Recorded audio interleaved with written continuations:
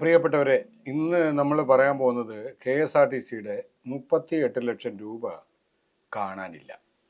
അപ്പോൾ നിങ്ങൾ വിചാരിക്കും KSRTCക്ക് 38 ലക്ഷമാണ് പോയത്, 400 കോടി കാണാനില്ല, 500 കോടി കാണാനില്ല, 1000 കോടി കാണാനില്ല എന്നൊക്കെ നമ്മുടെ പഴയ MD-മാരും മന്ത്രിമാരും ഒക്കെ പറഞ്ഞതെല്ലാം നിങ്ങൾ വയ്ക്കുമ്പോഴാണ് ഞാൻ 38 ലക്ഷം രൂപ കാണാനില്ല എന്ന് നിങ്ങളോട് പറയുന്നത്.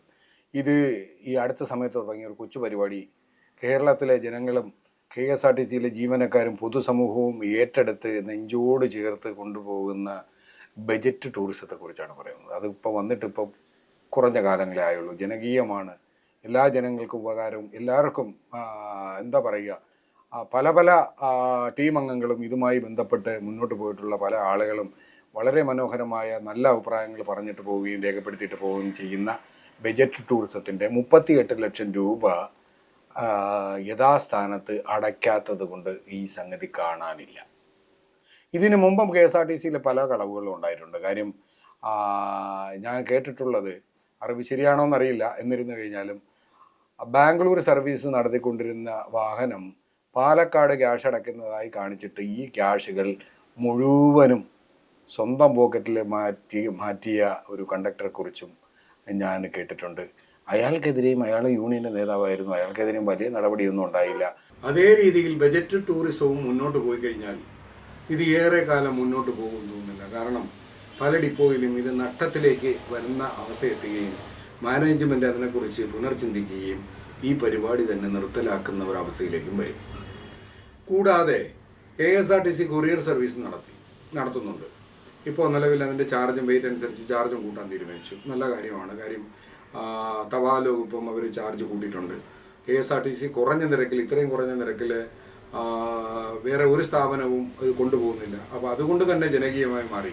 ഇതിൻ്റെ പൈസയും കൃത്യമായി അടയ്ക്കാതിരിക്കുകയും കള്ളക്കണക്കുകൾ കാണിക്കുകയും അധികാരികൾ, അതായത് യൂണിറ്റിലെ അല്ലെങ്കിൽ അധികാരപ്പെട്ട ആളുകൾ കൃത്യമായി കൃത്യവിലോപം കാണിച്ചു കഴിഞ്ഞാൽ ഈ പ്രസ്ഥാനങ്ങൾ രണ്ടും കൂട്ടിപ്പോകുന്ന അവസ്ഥ, അല്ലെങ്കിൽ ഇത് അടച്ചു പൂട്ടുന്ന അവസ്ഥയിലേക്ക് പോകും. അത് ജീവനക്കാരെ സംബന്ധിച്ചിടത്തോളം നല്ല ഒരു കാഴ്ചപ്പാടല്ല.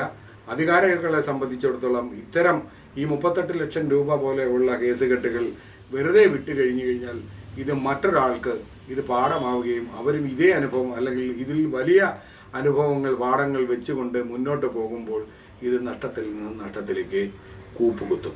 കൂടാതെ ഇത് ഒരുപക്ഷെ യൂണിയൻ്റെ നേതാക്കളോ അല്ലെങ്കിൽ അവരുടെ സ്വന്തക്കാരോ ബന്ധുക്കളോ ഒക്കെ ആണെങ്കിൽ ഒരുപക്ഷെ അത് കണ്ണടച്ചു കഴിഞ്ഞാൽ നാളെയും അവസ്ഥ ഇത് തന്നെയാണ്. ഇനിയും മറ്റെന്തെങ്കിലും പരിപാടികൾ കോർപ്പറേഷൻ മുന്നോട്ട് കൊണ്ടുവരുമ്പോൾ അതും ഇത്തരം രീതികളിൽ അട്ടിമറിക്കപ്പെടാനുള്ള സാധ്യതകൾ ഒരുപാടുണ്ട്.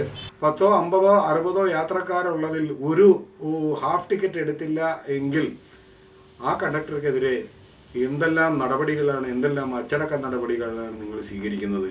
എന്തുകൊണ്ട് ഇത്തരം ആളുകൾക്കെതിരെ, ലക്ഷങ്ങൾ നഷ്ടപ്പെടുത്തുന്ന ആളുകൾക്കെതിരെ അല്ലെങ്കിൽ അതിൻ്റെ അധികാരിക്കെതിരെ നടപടി എടുത്താൽ മതി സാർ.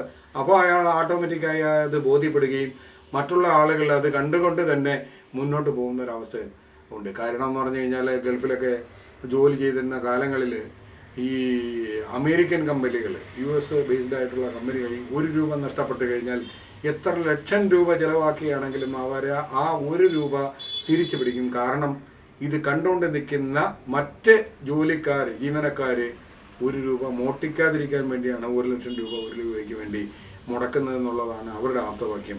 ഇത്തരം രീതിയിൽ പോയാൽ, പിടിക്കപ്പെട്ടാൽ, ഏത് യൂണിറ്റിലാണോ ആ പൈസ നഷ്ടപ്പെട്ടത് ആ യൂണിറ്റ് അധികാരിയും അതിൻ്റെ കൂടെ നിന്ന ആളുകളെയും മാതൃകാപരമായി ശിക്ഷിക്കുകയും ഇത്തരം ആളുകളെ സർവീസിൽ നിന്ന് മാറ്റി നിർത്തപ്പെടണം എന്ന് തന്നെയാണ് KSRTCയിലെ വെൽഫെയർ അസോസിയേഷൻ എന്ന സംഘടനയ്ക്ക് വേണ്ടി ഞങ്ങൾക്ക് പറയാനുള്ളത്.